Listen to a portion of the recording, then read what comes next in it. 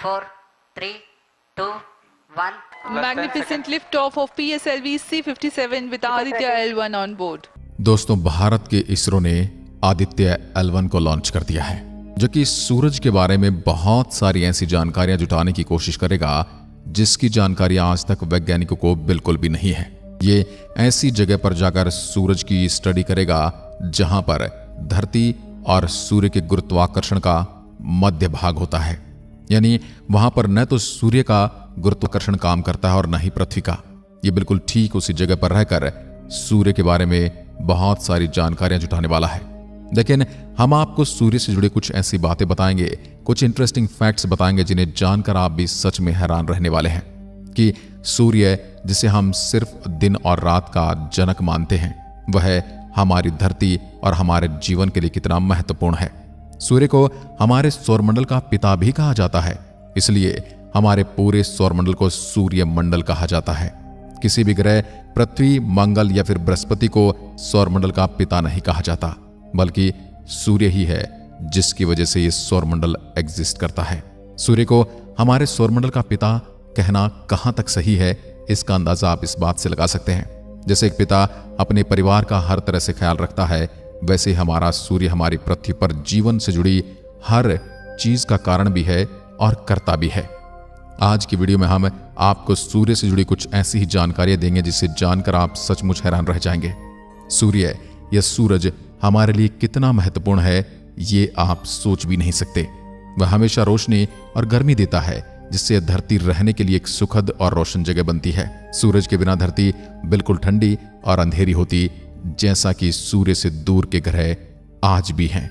यहाँ कोई पशु पक्षी और पेड़ पौधे नहीं होते, क्योंकि पेड़ पौधों को अपना भोजन बनाने के लिए सूरज की रोशनी की आवश्यकता होती है। क्योंकि जानवर पौधे खाते हैं या दूसरे जानवर को खाते हैं जो कि पौधों पर ही निर्भर हैं, यानी कि मनुष्य का जीवन भी देखें तो वह पौधों पर ही निर्भर है। और यदि पेड़ पौधे न होंगे तो हमें सांस लेने के लिए ऑक्सीजन तक नहीं मिल पाएगी, और सिर्फ कार्बन डाइऑक्साइड की वजह से हमारा ग्रह इतना ज्यादा गर्म हो जाएगा जितना कि आज आप शुक्र ग्रह को देख सकते हैं। मतलब है कि सूरज के बिना पौधे जिंदा नहीं रह सकते और पौधे के बिना कोई जानवर भी एग्जिस्ट नहीं कर सकता। लेकिन क्या आप ये जानते कि आज से 5 अरब साल बाद सूर्य अब से 40% ज्यादा चमकने लगेगा। सारे सागर, महासागर और नदियों का पानी जलवाष्प बनकर अंतरिक्ष में उड़ जाएगा और इस तरह पृथ्वी से जीवन का अंत हो जाएगा। इसी तरह सूरज के बारे में हम आपको कुछ और भी हैरान करने वाली बातें बताने वाले हैं, इसलिए वीडियो को अंत तक जरूर देखिएगा। हमारी पृथ्वी के गुरुत्वाकर्षण के बारे में तो आप सभी जानते हैं कि पृथ्वी के गुरुत्वाकर्षण की वजह से ही हम इस पर टिके रहते हैं। सूर्य का गुरुत्वाकर्षण धरती के गुरुत्वाकर्षण के मुकाबले 28 गुना ज्यादा है। मतलब कि अगर धरती पर आपका वजन 100 किलोग्राम है तो सूर्य पर आपका वजन 2800 किलोग्राम हो जाएगा। धरती की तरह सूर्य ठोस नहीं है, यह सारा का सारा गैसों का बना हुआ है, यानी कि सूर्य की कोई ऐसी सतह नहीं है जहां पर आप पैर रख सकें या कोई भी चीज वहां पर ठहर सके। सूर्य का गुरुत्व इतना ज्यादा शक्तिशाली है कि 6 अरब किलोमीटर दूर स्थित प्लूटो ग्रह आज भी इसके गुरुत्वाकर्षण के कारण अपनी कक्षा में चक्कर काट रहा है। यदि सूर्य का गुरुत्वाकर्षण बल इतना मजबूत न होता तो प्लूटो कहीं अंतरिक्ष में खो गया होता। पलायन वेग वह न्यूनतम वेग है जिससे फेंका गया कोई पिंड पृथ्वी के गुरुत्वाकर्षण क्षेत्र से बाहर चला जाता है और पुनः लौटकर पृथ्वी पर कभी नहीं आता। इसे v से प्रदर्शित किया जाता है।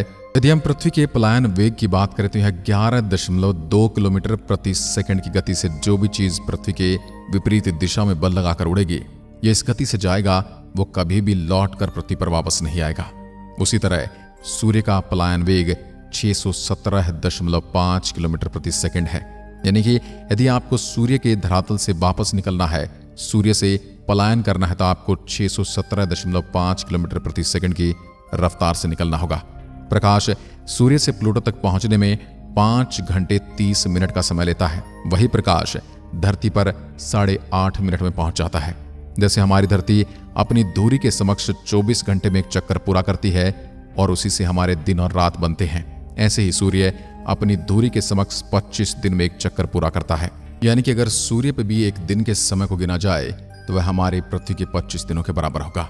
जब से सूर्य का जन्म हुआ है, इसने सिर्फ 20 बार ही आकाश गंगा का चक्कर काटा है। यानी कि जिस प्रकार हर वर्ष हमारी पृथ्वी सूर्य का चक्कर लगाती है, वैसे ही सूर्य भी आकाश गंगा का चक्कर निरंतर वेग से लगा रहा है। और पिछले 5 अरब सालों में इसने सिर्फ 20 बार चक्कर लगाया है। सूर्य के 1 वर्ग सेंटीमीटर से जितनी ऊर्जा पैदा होती है, इतनी ऊर्जा 100 वाट के 64 बल्बों को जलाने के लिए काफी होगी। सूर्य की जितनी ऊर्जा धरती पर पहुंचती है, इतनी ऊर्जा संपूर्ण मानवों द्वारा खपत की ऊर्जा से 6000 गुना ज्यादा होती है। जितनी ऊर्जा 30 दिन में धरती को सूर्य द्वारा मिलती है, इतनी ऊर्जा मानव द्वारा पिछले 40,000 साल से खपत ऊर्जा से भी कहीं ज्यादा है।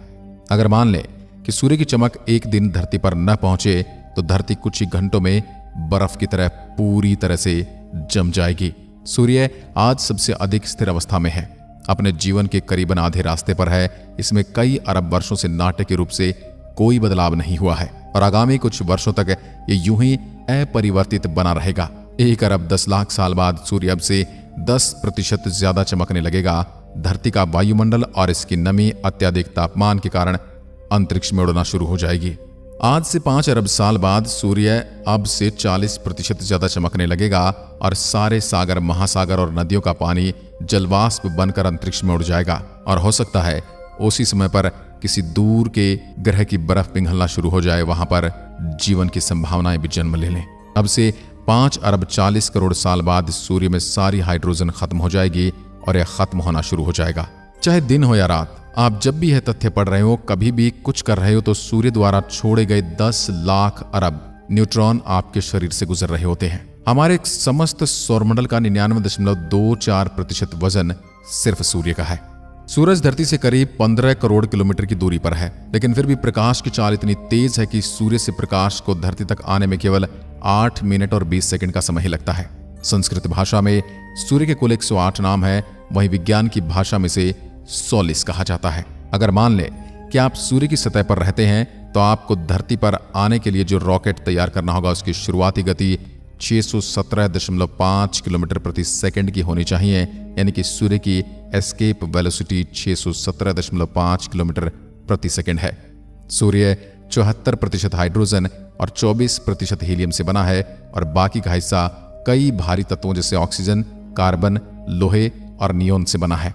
सूर्य की बाहरी सतह का तापमान 5500 डिग्री सेल्सियस है, जबकि अंदरूनी भाग का तापमान 1,31,00,000 डिग्री सेल्सियस तक है और वहीं इसके बिल्कुल बाहरी आवरण का तापमान भी कई लाख डिग्री सेल्सियस है।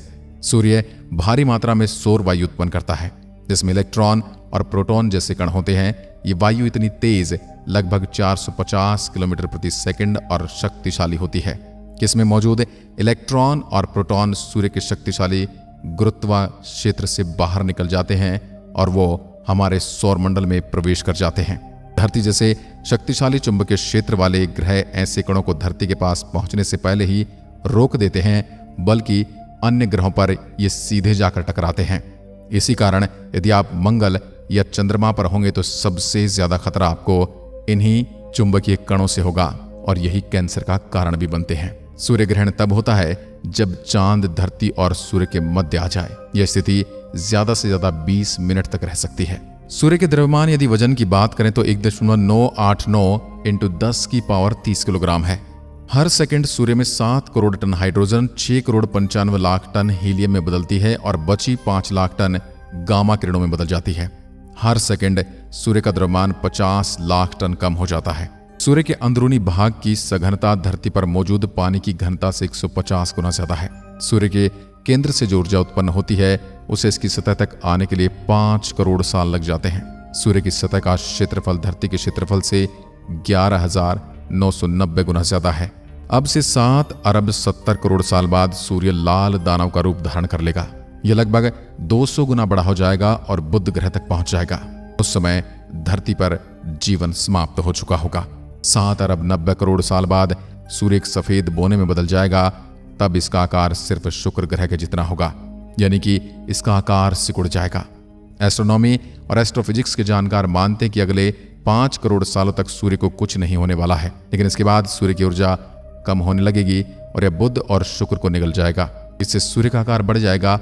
ऐसा होने पर धरती का तापमान कई गुना ज्यादा बढ़ जाएगा, महासागर उबलने लगेंगे और जीना मुश्किल हो जाएगा और यहीं से होगी पृथ्वी पर जीवन के अंत की शुरुआत।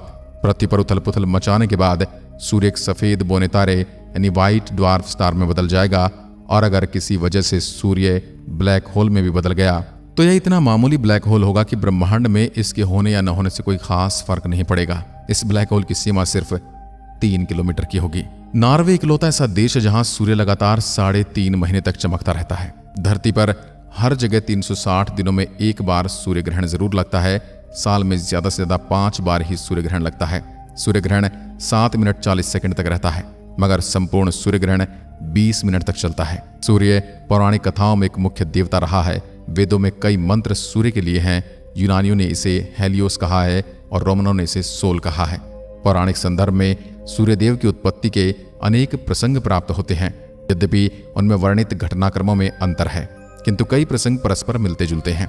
सर्वाधिक प्रचलित मान्यता के अनुसार भगवान सूर्य महर्षि कश्यप के पुत्र हैं। वे महर्षि कश्यप की पत्नी अदिति के गर्भ से उत्पन्न हुए और इसीलिए इनका नाम आदित्य रखा गया।